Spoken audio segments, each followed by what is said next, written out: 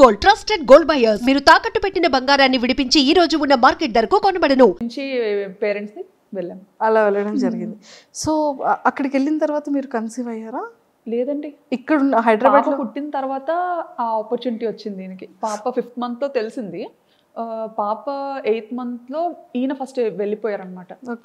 నేను ఫస్ట్ వెళ్ళి అన్ని మంచిగా సెట్ చేసి అంతా చూసుకొని అప్పుడు మీకు చెప్తాను. ఈలోపు వీసా పనులు కూడా అవుతుంటాయి కదా, అది చేసుకొని మీరు స్టార్ట్ అవ్వండి అని చెప్పి ఈయన ఫస్ట్ వెళ్ళిపోయారు. ఒక ముందు అక్టోబర్లో వెళ్ళిపోయారు. అక్టోబర్ నేను కరెక్ట్గా పాపకి 9 months అనుకుంటాను, నవంబర్లో నేను వెళ్ళాను అనమాట. నేను ఒక్కదాని పాపతో. ఆయన ఏంటంటే వెళ్ళిన తర్వాత మళ్ళీ రిటర్న్ అవ్వకూడదు అంత వేగంగా. సో నేను ఒక్క పాప 9 months బేబీని తీసుకొని ఫస్ట్ టైం అసలు ఏం ప్యాక్ చేసుకోవాలో తెలీదు, ఎలా ప్యాక్ చేసుకోవాలో తెలీదు. అంత లగేజ్ చిన్నపిల్లతో కదా, సో ఏం క్యారీ చేయాలో అసలు ఎయిర్పోర్ట్లో చాలా రెస్ట్రిక్షన్స్ ఉంటాయి. అసలు అప్పట్లో అయితే ఎయిర్పోర్ట్లో చెకింగ్స్ ఉండేవి, అమ్మో టూ మచ్ అసలు. నేనేంటంటే అసలు అంటే ఆయన కూడా వెళ్ళి 1 month అయింది కదా, సో అక్కడ అన్ని రకాలు దొరుకుతాయా దొరకదా అది అసలు ఏమి ఐడియా లేదనమాట తనకు కూడా. ఇప్పుడంటే చాలా ఆప్షన్స్ వచ్చాయి, కానీ అప్పుడంటే ఇండియన్ గ్రాసరీస్ తెచ్చుకోవడానికి కూడా చాలా లాంగ్ వెళ్ళాలి. అది కూడా చాలా తర్వాత తెలిసింది మాకు. ఓకే, నిజంగా అది ఎలా ఎలా వెళ్ళగలిగారు? అది పాపతోనా? పాపతో అలాగే అప్పట్లో డైరెక్ట్ ఫ్లైట్ లేదు, కనెక్టింగ్.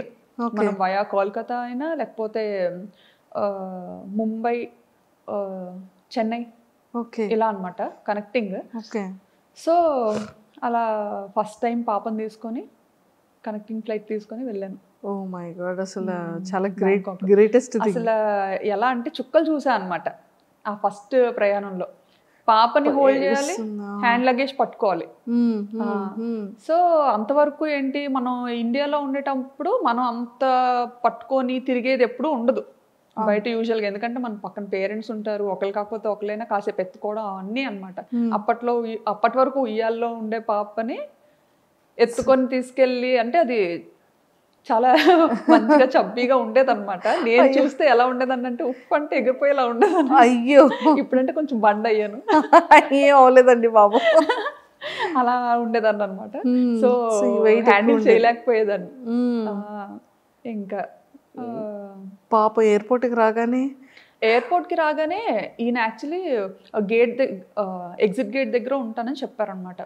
నేను అంటే అక్కడ ఎయిర్పోర్ట్స్లో ఏంటంటే మనకి ఇక్కడ ఇండియాలో బయటే ఉండాలి, బట్ అక్కడ థాయిలాండ్ ఏంటంటే కొంచెం లోపల వరకు రావచ్చు.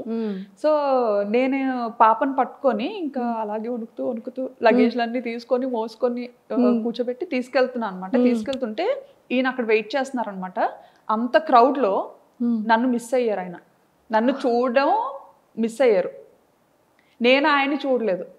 అంటే అసలు ఆయన ఎగ్జిట్లో ఉంటారని ఓకే, బట్ అందరితో పాటే నేను వెళ్ళిపోతున్నాను అనమాట. సో నన్ను అక్కడ మిస్ అయ్యేస్తాను. నేనేంటంటే ఆయన లోపల ఉండిపోయి నేను బయటకు వెళ్ళిపోయాను. అయ్యయ్యో, ఎయిర్పోర్ట్ బయటకు వెళ్ళిపోయాను. ఇంకా బయటకు వెళ్ళి చూసేసరికి కనిపించలేదు తను. కనిపించకపోయేసరికి అమ్మో కంట్రీ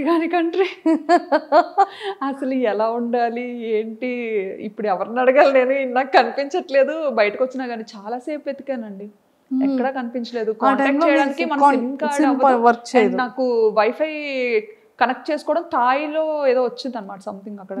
నేను ఆ టెన్షన్లో లాంగ్వేజ్ సెలెక్ట్ చేసుకోవడం కూడా కన్ఫ్యూజ్ అయ్యి థాయి నొక్కేసాను అనమాట. థాయి సెలెక్ట్ చేసేసాను. సో అలా సెలెక్ట్ చేయడం అంటే మొత్తం థాయిలో వచ్చింది, అదేమో అర్థమై సావదు. ఇంకా ఎవరికి చెప్పుకోను ఏంటి, అక్కడ మళ్ళీ బయటకు వచ్చిన తర్వాత సెక్యూరిటీకి అడుగుతుంటే అక్కడ ఇంగ్లీష్ చాలా తక్కువ అనమాట.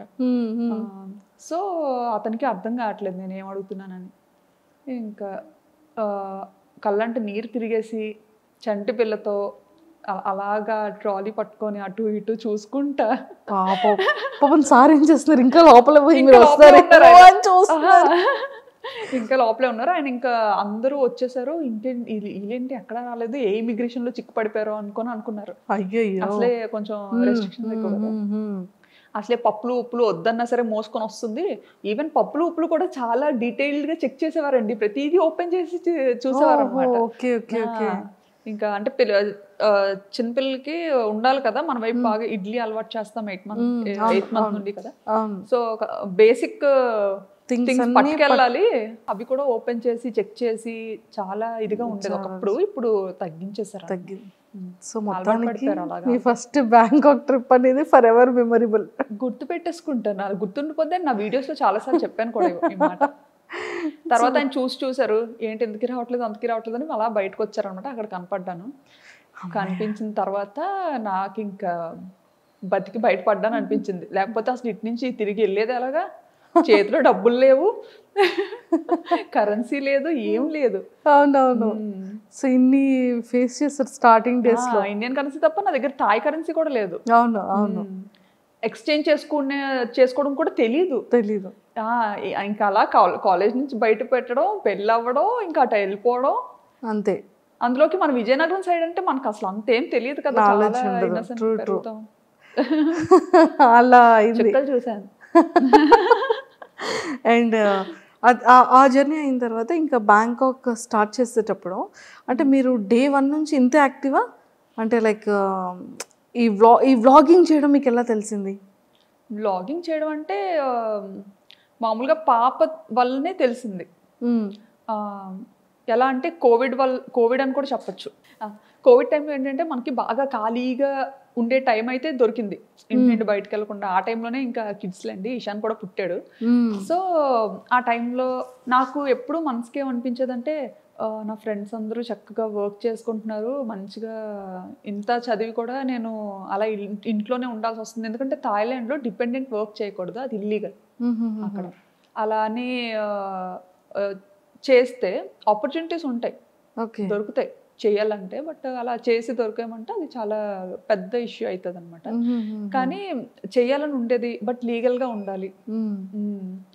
సో అదొకటి బాగా ఎప్పుడు మనసులో అనిపించేది. ఆయనే వర్క్ చేస్తున్నారు, నేను కూడా చేస్తే ఎంత బాగున్నా అని చెప్పి ఏదో ఒకటి చెయ్యాలి. బట్ సాఫ్ట్వేర్లోనే ఉండాలి, సాఫ్ట్వేర్ జాబే రావాలి అని అయితే ఎప్పుడు అనుకోలేదు. అండ్ ఆయన కూడా ఎప్పుడు నువ్వైతే అన్ఫిట్ సాఫ్ట్వేర్కి అని అనేవారు. ఎందుకంటే కుదురుగా ఓ దగ్గర ఉండవు, ఓ దగ్గర కూర్చోవు. మేనేజర్ ఒక 8 గంటలు కూర్చొని వర్క్ చేయమంటే నువ్వు చెయ్యవు, నీకు నచ్చినప్పుడు సెలవు తీసుకుంటావు, అలా ఎవరు ఒప్పుకోరు, నీకు అసలు సెట్ అవ్వదు. డాడీ వాళ్ళు ఏంటంటే కొంచెం బిజినెస్ బ్యాక్గ్రౌండ్లో నుండి ఇది అవ్వడం, చిన్నప్పటి నుంచి కొంచెం అలా పెరగడం.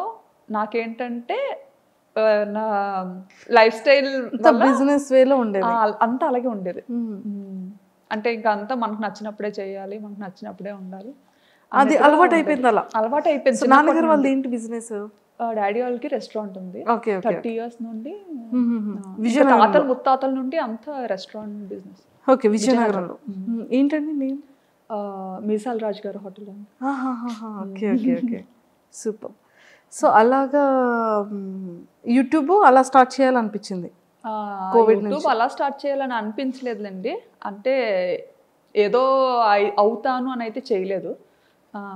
ఈ ఏంటంటే ఇంకా పిల్లతో థాయిలాండ్ ట్రావెల్ వెళ్ళినప్పుడు నాకు అక్కడ పాపకి ఎలాంటిది చేసి పెట్టాలి, ఫస్ట్ కిడ్ కదా, అవును అవును, ఏం తెలీదు. ఇక్కడ ఉండేటప్పుడు ఏంటంటే ఇంకా అత్తయ్యో మమ్మీయో టైం టు టైం వాళ్ళకి ఏం చేసి పెట్టాలి, ఎలా చేసి పెట్టాలి అంతా అలా చూసుకునేవారు అనమాట, తినిపించడంతో సహా. సో నాకు అసలు అంత ఏం పని ఉండేది కాదు.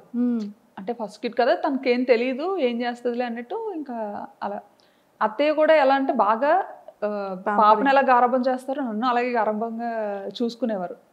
అసలు ఇంట్లో పని కూడా చేయించేవారు కాదు. మావయ్య అత్తయ్య చాలా మంచోళ్ళు. సూపర్. సో అలా స్టార్ట్ అయింది. అక్కడికి వెళ్ళిన తర్వాత పాపకి ఎలా ఎలా వీడియో అదే ఫుడ్ పెట్టాలి అనేది వీడియోస్ చూసేవాళ్ళు? వీడియోస్ చూసేదాన్ని అనమాట. బేబీస్కి ఎలా ఏం చేయాలి, ఏం చేస్తే మంచిగా ఉంటుంది అనేసి అన్ని వెతికేదాన్ని. మనకి ఫీమేల్ యూట్యూబర్స్ ఉండేవారు కదా, అవునవును, చాలా మంది చేసేవారు అప్పట్లో అమ్మాయిలు, వాళ్ళవి చూసేదాన్ని అనమాట వ్లాగ్స్. అలా చూసి చాలా మంది ఆల్మోస్ట్ ఆల్ అందరినీ చూసాను, అందరు అమ్మాయిల్ని అందరి ఛానల్స్ చూసాను అనమాట. సూపర్. సో అలా మొదలైంది, చేసి అలా స్టార్ట్ అయింది. ఎక్స్పెక్ట్ చేశారు ఎప్పుడైనా ఇంత ఫేమస్ అవుతారని కానీ, ఇంత మంచిగా జనాల్లోకి రీచ్ అవుతారని కానీ? అస్సలు ఎక్స్పెక్ట్ చేయలేదు, అలా అనుకోని కూడా రాలేదు. సో అలా ఫాలో అయ్యేదాన్ని, చాలా మంది ఛానల్స్ ఫాలో అయ్యి అది నాకు బాగా మంచిగా హెల్ప్ అయ్యేది కూడా. ఓకే. చక్కగా అలా ఫాలో అయ్యి అంతా చేసుకొని ఆ బుడ్డిదాన్ని నెమ్మదిగా ఏదో అలా పెంచేదాన్ని అనమాట. అప్పటికి అక్కడ థాయిలాండ్లో ఉండలేక ఇండియాకి థాయిలాండ్కి yearly 3 times up and down చేసేదాన్ని. అప్ అండ్ డౌన్ చేసేవాళ్ళు. అప్ అండ్ అంటే అక్కడ ఎవరు డౌన్ పరిచయం వెళ్ళేసరికి అంత ఫేస్ చేసిన తర్వాత ధైర్యం వచ్చింది అనమాట. సర్లే ఇంకెలాగైనా వెళ్ళగలను వచ్చేయగలను ఫిక్స్ అయిపోయారు. వచ్చేస్తానని పంపించేసేవారు ఈయన అడిగిన వెంటనే కూడా. ఎందుకంటే ఏడ్చేసేదాన్ని, నేను ఇక్కడ ఉండి వెళ్ళిపోతాను. ఎందుకంటే అక్కడ ఫుడ్ నాకు నచ్చేది కాదు అండ్ నాకు వంట రాదు. అక్కడికి వెళ్ళేసరికి నాకు వంట సరిగ్గా రాదు. అండ్ చెప్పాను కదా ఇక్కడ వెళ్ళక ముందు 1.5 year హైదరాబాద్లో ఉన్నా అని చెప్పి. అప్పుడు ఆ టైంలో అయితే నా వంట